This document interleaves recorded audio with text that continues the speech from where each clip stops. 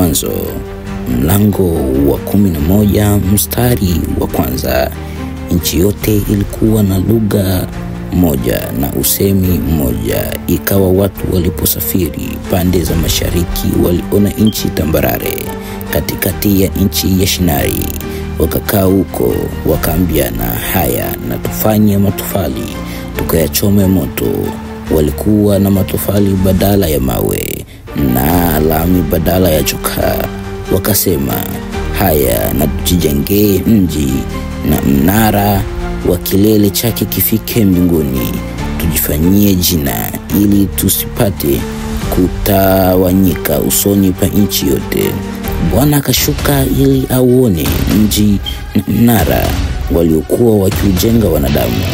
Bwana akasema, tazama, watu hawa ni taifa moja na lugha yao ni moja, na haya ndiyo wanayoanza kuyafanya, wala sasa hawatazuiliwa neno watakalo kusudia kulifanya. Haya na tushuke huko, tuwachafulie usemi wao, ili wasisikilizane maneno wao kwa wao. Basi Bwana akatawanya kutoka huko waende usoni pa nchi yote. Wakaacha kuujenga ule mji. Kwa sababu hiyo jina lake likaitwa Babeli, maana hapo ndipo Bwana alipoichafua lugha ya dunia yote. Na kutoka huko Bwana akawatawanya waende usoni pa nchi yote. Hivi ndivyo vizazi vya Shemu. Shemu alikuwa mtu wa miaka 100, akamzaa Arfaksadi miaka 2 baada ya gharika. Shemu akaishi baada ya kumzaa Arfaksadi miaka 500, akazaa wana wa kiume na wa kike. Arfaksadi akaishi miaka 35, akamzaa Sela. Arfaksadi akaishi baada ya kumzaa Sela miaka 803, akazaa wana wa kiume na wa kike. Sela akaishi miaka 30, akamzaa Eberi. Sela akaishi baada ya kumzaa Eberi miaka 803, akazaa wana wa kiume na wa kike. Eberi akaishi miaka 38, akamzaa Pelegi.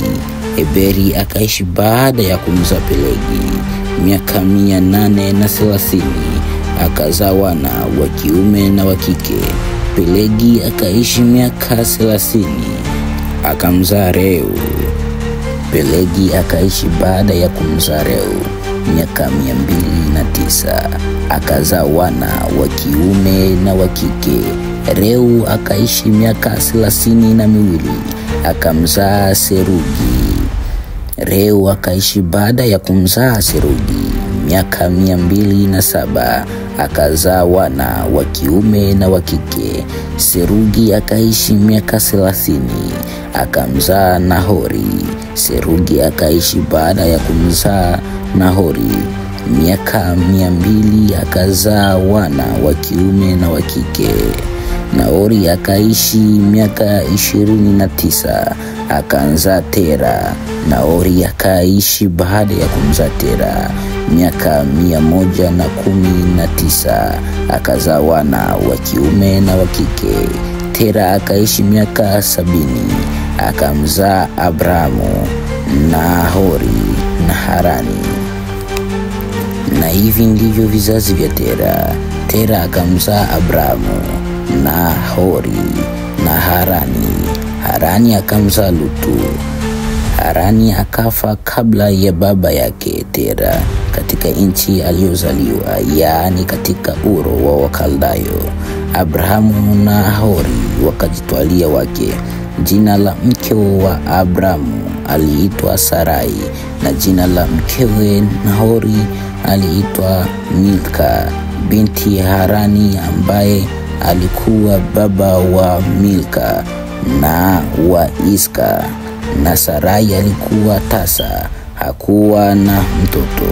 Tera akamtwaa Abrahamu mwanawe na Lutu mwana wa Harani mwana wa mwanawe, na Sarai mkwewe mke wa Abrahamu mwanawe. Wakatoka wote katika Uru wa Wakaldayo waende nchi ya Kanani. Kafika mpaka Harani wakakaa huko. Siku za Tera zilikuwa miaka 205. Tera akafa katika Harani. Abrahamu aitwa na Mungu. Mwanzo mlango wa 12 mstari wa 1. Bwana akamwambia Abrahamu, toka wewe katika nchi yako na jamaa zako na nyumba ya baba yako, uende mpaka nchi nitakayokuonesha, nami nitakufanya wewe kuwa taifa kubwa na kukubariki na kulikuza jina lako, nawe uwe baraka. Nami nitawabariki wa kubarikio, naye akulaniye nitamlaani, na katika wewe jamaa zote za dunia watabarikiwa. Basi Abrahamu akaenda kama Bwana alivyomwamuru. Lutu akaenda pamoja naye Abrahamu alikuwa mtu wa miaka 75 alipotoka Harani.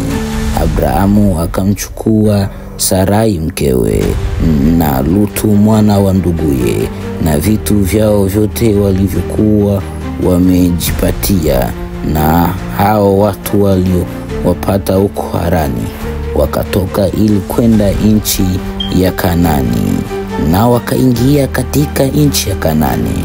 Abrahamu akapita katikati ya nchi mpaka mahali patakatifu pa Shekemu, mpaka Mwaloni na More na Wakaanani. Siku zile walikuwa katika nchi hiyo. Bwana akamtokea Abrahamu akasema, uzao wako nitawapa nchi. Naye akamjengea Bwana madhabahu huko alikomtokea. Kisha akaondoka huko akaenda mpaka mlima ulio pande wa mashariki wa Bezeli, akaipiga hema yake. Bezeli ilikuwa upande wa magharibi na Ai upande wa mashariki. Akamjengea Bwana madhabahu huko, akaliita jina la Bwana. Naye Abrahamu akasafiri akazidi kwenda pande za kusini. Basi kulikuwa na njaa katika nchi ile. Abrahamu akashuka Misri akaenda huko kwa muda, maana njaa ilikuwa kali katika nchi. Ikawa alipokuwa karibu kuingia Misri, akamwambia Sarai mkewe, tazama, najua ya kuwa mwanamke mzuri wa uso. Basi itakuwa Wamisri watakapokuona watasema, huyu ni mkewe, kisha wataniua mimi na wewe watakuchukua hai. Tafadhali useme, wewe ndugu yangu, iwe heri kwangu kwa ajili yako, na nafsi yangu iishi kwa ajili yako. Basi ikawa Abrahamu alipofika Misri, Wamisri wakamwona huyo mwanamke ya kwamba yeye ni mzuri sana. Wakuu wa Farao wakamwona na wakamsifu kwa Farao. Basi yule mwanamke akapelekwa nyumbani mwa Farao, naye akamtendea Abrahamu mema kwa ajili yake. Naye alikuwa na kondoo na ng'ombe na punda dume na watumwa na wajakazi na punda wajike na ngamia. Lakini Bwana akampiga Farao na nyumba yake mapigo makuu kwa ajili ya Sarai mke wa Abrahamu. Ndipo Farao akamwita Abrahamu akasema, ni nini hili ulilonitenda? Mbona hakuniambia ya kuwa huyu ni mkeo? Mbona ulisema huyu ni dada yangu, hata nikamtoa kuwa mke wangu? Basi sasa huyu mke wako umchukue uende zako. Farao akawaagiza watu kwa ajili yake, wakampeleke njiani na mkewe na kila alichokuwa nacho.